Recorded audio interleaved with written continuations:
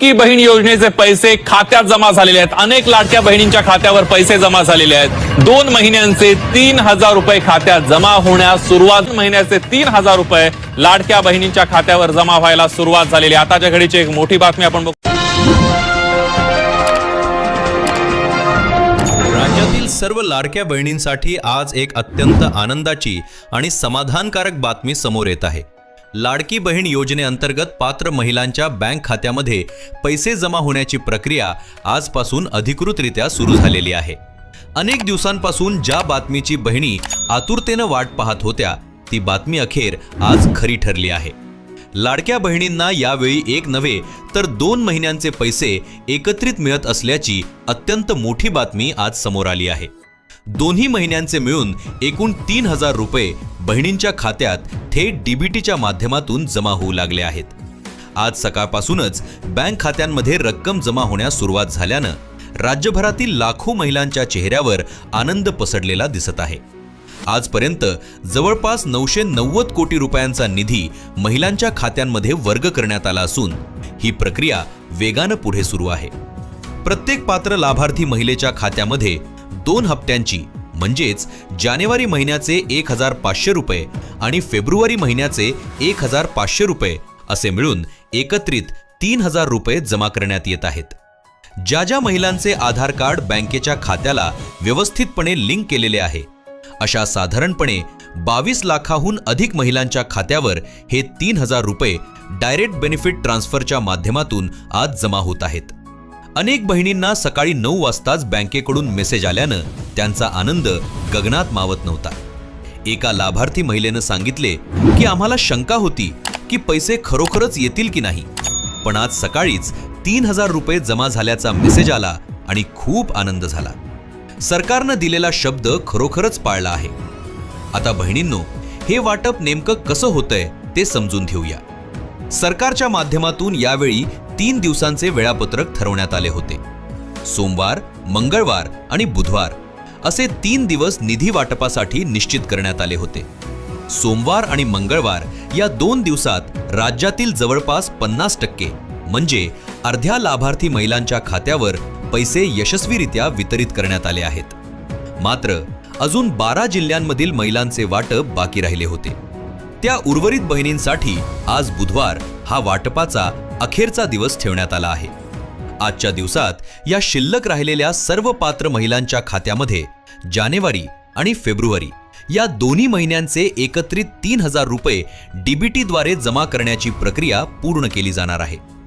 याबाबत स्वतः माननीय एकनाथ शिंदे साहेब आणि देवेंद्र फडणवीस साहेबांनी आज पहाटे 7 वाजताच डीबीटीचे बटन दाबून या वितरणाला अधिकृत सुरुवात केली होती। त्यानंतर सकाळी 10 वाजता बँकांचे कामकाज सुरू होताच अनेक महिलांच्या मोबाईलवर 3,000 रुपये जमा झाल्याचे मेसेज येऊ लागले।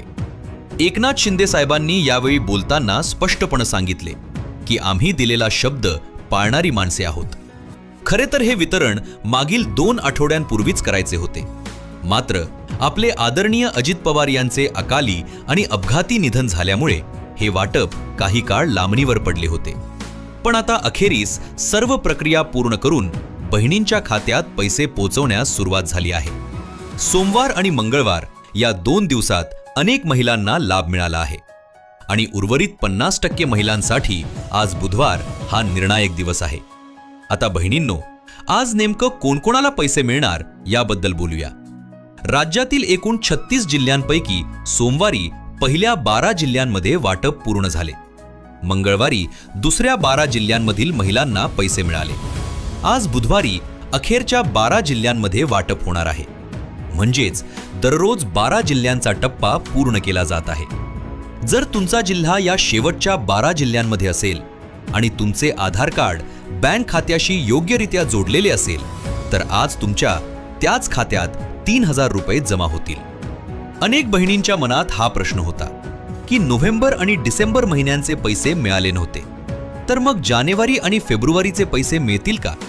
याचे उत्तर शिंदे साहेबांनी अत्यंत स्पष्टपणे दिले आहे।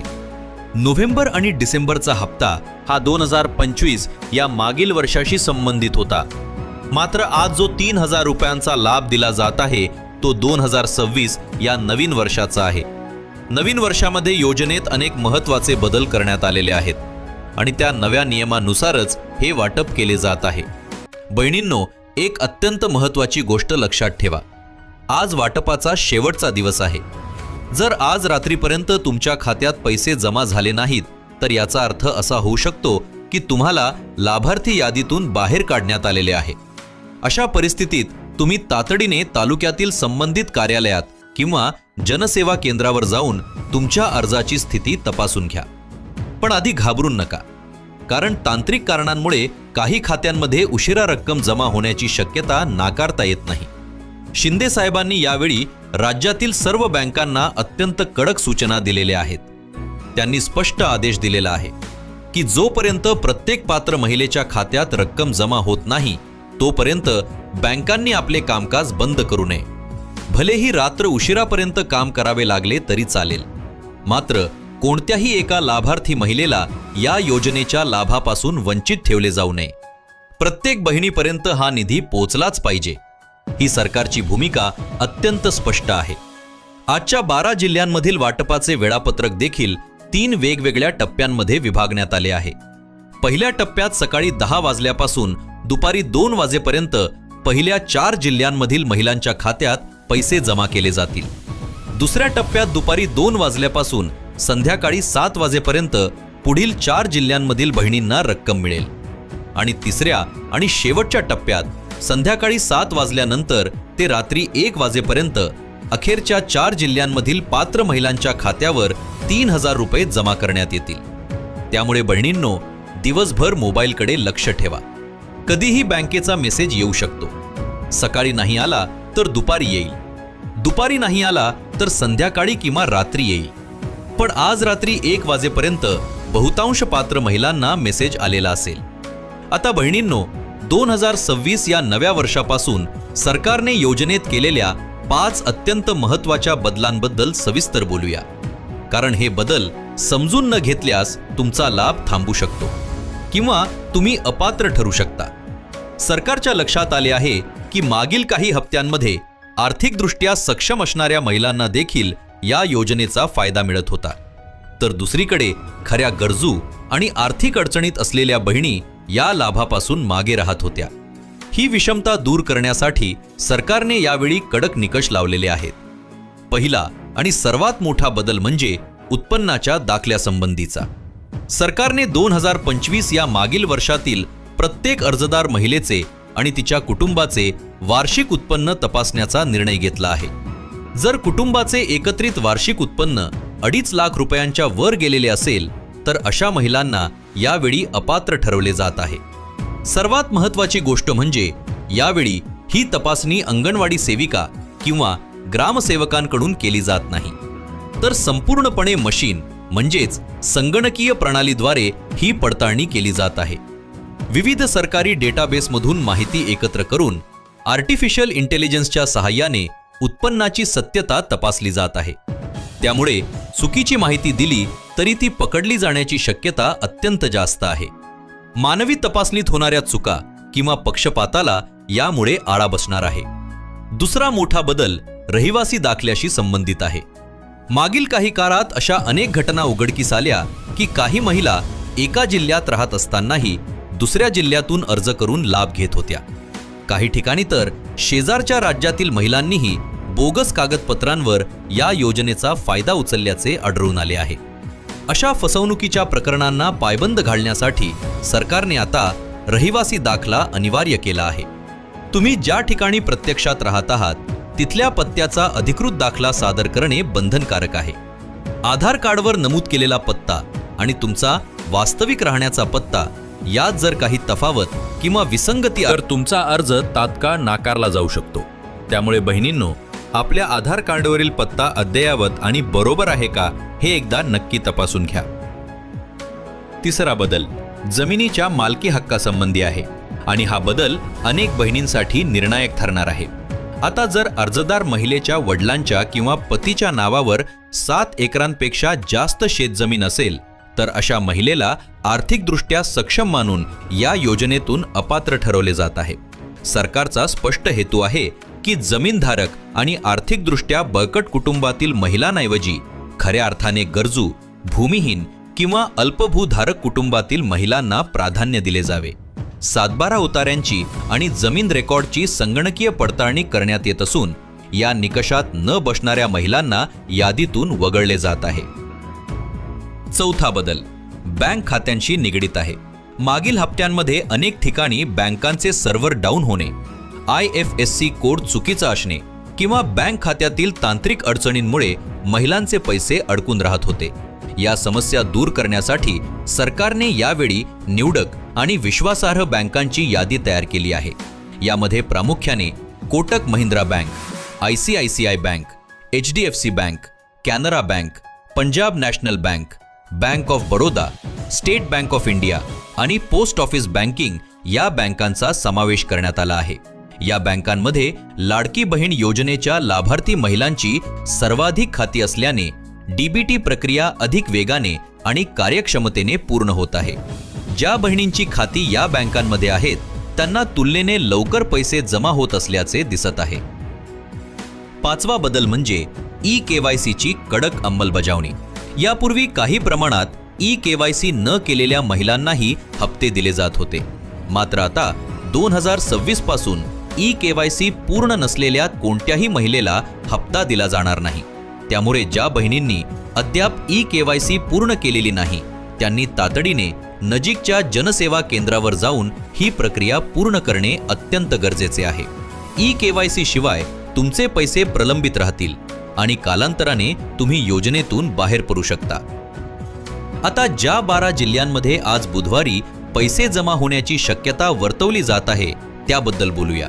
या अखेरच्या टप्प्यात प्रामुख्याने यवतमाळ, परभणी, वर्धा, नाशिक, नागपूर, छत्रपती संभाजीनगर, कोल्हापूर, सिंधुदुर्ग, रत्नागिरी, रायगड, सातारा, बुलढाणा, बीड, चंद्रपूर, गडचिरोली आणि अकोला या जिल्ह्यांचा समावेश असल्याची माहिती समोर येत आहे.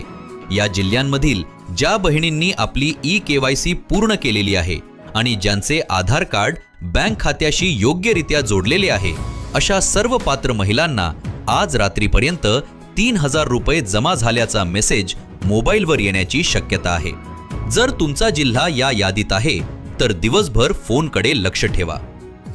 बहिणींनो, आणखी काही गोष्टी तुम्हाला सांगणे अत्यंत गरजेचे आहे.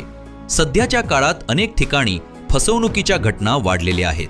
काही अज्ञात व्यक्ती फोन करून किंवा मेसेज पाठवून सांगत आहेत की तुमचा लाडकी बहीण योजनेचा हप्ता रोखण्यात आला आहे.